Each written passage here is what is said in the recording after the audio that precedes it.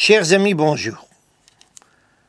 La paracha de cette semaine est une paracha extrêmement spéciale. Elle est la suite continue de la paracha Yitro, autrement dit de la révélation sur Mont Sinaï. Mais il ne s'agit plus maintenant, comme dans cette révélation, de simplement 10 commandements qui sont une quintessence de toute la Torah, mais de tous les détails qui découlent de ces 10 commandements. Autrement dit, commence la Torah ici à préciser les 613 mitzvot inclus dans cette Torah. Et la paracha de Mishpatim est une des plus riches dans la précision de toutes ces mitzvot-là. Mais d'un autre côté, elle a tout pour nous dérouter. Pourquoi? Il s'agit d'une paracha qui regroupe des sujets qui, a priori, n'ont absolument rien à voir les uns avec les autres. Je suppose que n'importe quel spécialiste de jurisprudence nous déclara qu'il n'a jamais vu une chose pareille. Et pour cause. Regardez la paracha qui commence par toutes les lois concernant l'esclavage. Problème à étudier en soi, puisque depuis la Révolution française, officiellement en tous les cas, l'esclavage est derrière nous et ne nous concerne plus tellement. Mais de là, on passe tout de suite à toutes les lois qui concernent les rapports dans la société juive. Aussi bien des rapports sur le plan financier, économique et autres, que des rapports sur le plan pénal. Comment doit être jugé tel ou tel procès concernant des affaires d'argent, ou bien comment doit être punie telle ou telle exaction vis-à-vis d'autrui. On passe à, et entre autres, comment exiger de chacun d'entre nous une responsabilité vis-à-vis de tout notre comportement, surtout dans le domaine public. Ouvrir un puits qui risquerait de causer des dommages à quelqu'un et peut-être même de porter atteinte à sa vie, ça fait partie aussi de ces lois. Et de là, on passe à tout un ensemble de lois qui relèvent de toute autre chose. Par exemple, quand le rapport entre un homme et une femme est strictement inadéquat, quelqu'un a profité d'une jeune fille, a été la séduire, quel doit être son comportement et qu'est-ce qu'on doit exiger de ce personnage après cela. Et tout de suite, immédiatement après cela, comme si ça faisait un continu quelconque, l'interdiction formelle évidemment d'offrir le moins de sacrifices à une divinité qui ne serait pas Dieu en personne. Et tout de suite à la suite de là, l'obligation de bien faire attention lorsque nous prêtons de l'argent à un nécessiteux quelconque, de ne pas lui prendre de l'intérêt quelconque. Et de là, on passe à l'interdiction de maudire des juges et a fortiori à Kadosh Baruch Hu. Et de là, à l'interdiction de prêter un faux serment ou un serment qui ne contient rien du tout. L'interdiction de faire la moindre exaction et d'être la moindre injustice dans le système judiciaire lui-même. Et de là, on passe aux obligations concernant les fêtes, à l'interdiction de mélanger le lait et la viande. Et de là, on passe à un tout autre sujet. Akadosh Baruch Hu précise à Moïse comment le peuple va être guidé à partir de ce moment-là dans le désert jusqu'au moment où il va arriver en terre d'Israël.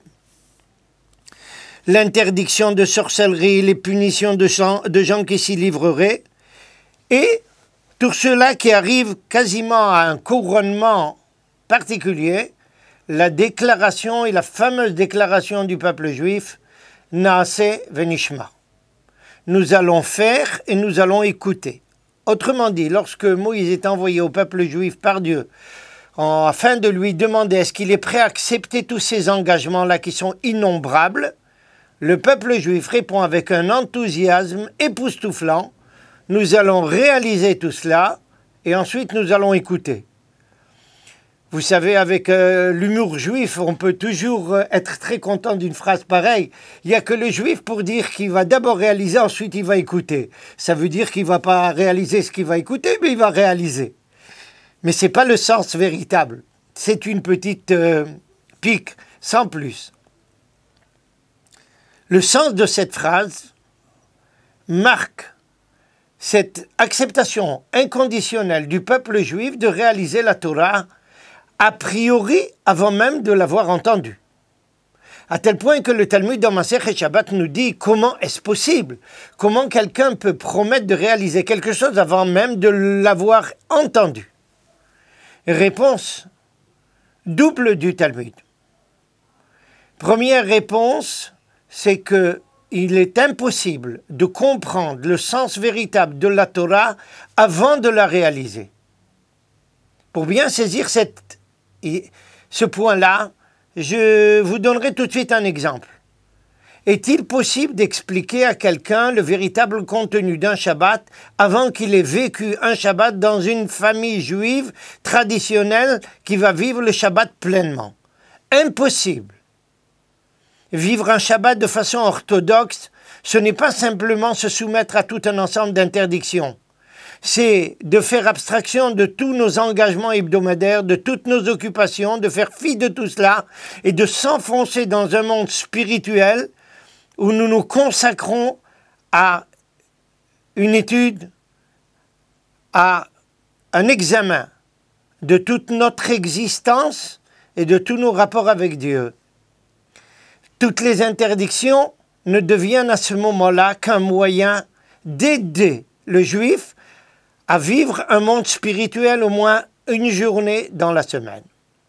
Mais quelqu'un qui n'aura pas vécu ça, comment peut-il comprendre le sens véritable du Shabbat? Et c'est ce que le peuple juif a bien compris. La compréhension véritable n'est possible que dans la mesure où nous acceptons de façon inconditionnelle de réaliser la volonté divine.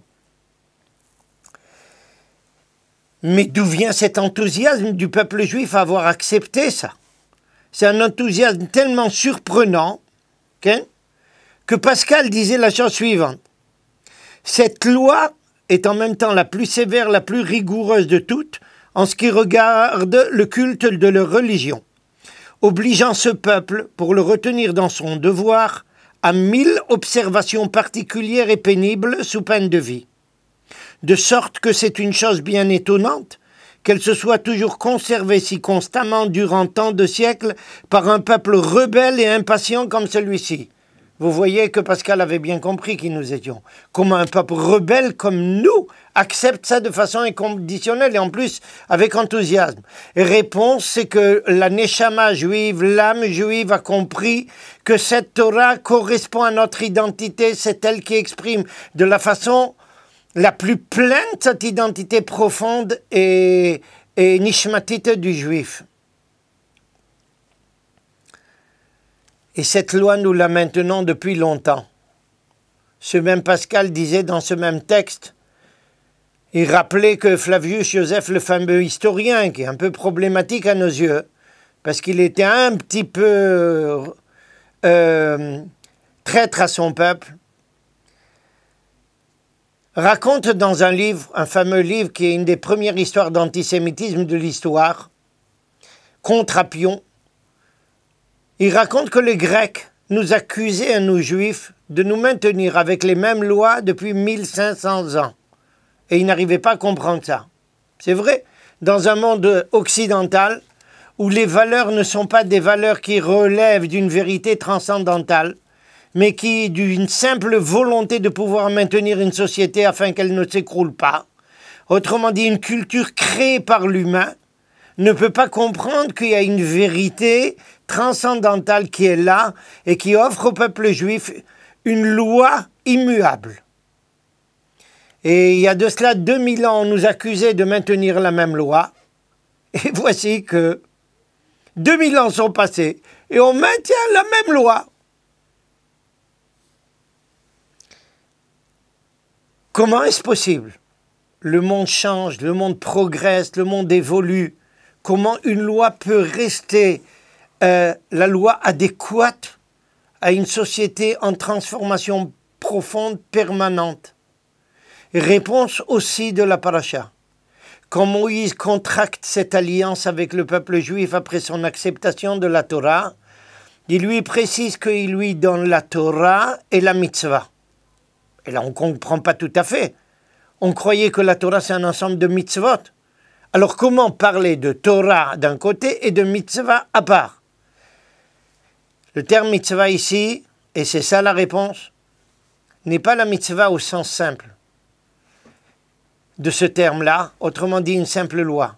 C'est la mitzvah dans le sens de la compréhension et de la façon d'aborder la Torah et les mitzvot.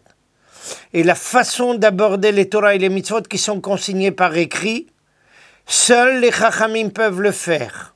Ils ont reçu les directives adéquates de Moshe Rabbeinu depuis le mont Sinaï, et c'est eux qui savent transmettre cette Torah et l'adapter au peuple juif à chaque génération et dans chaque situation, en réalisant quelque chose d'absolument exceptionnel.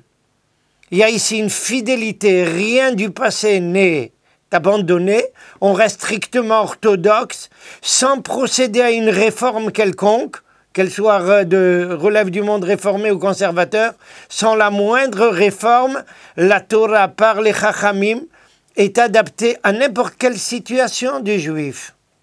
Mais pour ça, on a besoin de Torah Shebé'al-Peh. Regardez combien on en a besoin. Cette même paracha parle de l'interdiction du mélange du lait avec la viande. A priori, chaque juif pourra dire, il s'agit tout simplement d'interdiction du lait, et si on s'attache au verset lui-même, le lait de sa mère. Donc si c'est le lait d'une autre mère, on peut le mélanger. Nos Chachamim nous disent non, absolument pas. Il s'agit de quelque chose de bien plus large. N'importe quel lait avec n'importe quelle viande, en tous les cas d'animaux purs au moins. Comment peut-on savoir une chose pareille? S'il n'y avait pas la loi orale, on pourrait lire même ce verset, tel que le signalait un de nos plus grands Chachamim. Au lieu de dire le Tevachel Gedi Bachalev Imo, on lirait Bechelev Imo, ce qui signifierait non pas avec le lait de sa mère, mais avec la graisse de sa mère, et toute la loi est effacée. Qui nous dit qu'il faut lire Bachalev Imo, les Chachamim? Sans cette traduction orale qui maintient l'esprit et même les détails, aucune Torah n'est possible. Vous voyez donc la complexité de cette paracha avec toutes les idées qu'elle brasse, qui chacune d'entre elles nous convient à un examen particulier et plus profond. Espérons que nous aurons l'occasion de préciser ça dans les semaines à venir, Bezat Hashem. En attendant, Shabbat Shalom, et que nous sachions justement voir comment cette parole divine se maintient toujours dans tous les cas de figure par le biais des Chachamim fidèles à la plus pure orthodoxie. Shabbat Shalom.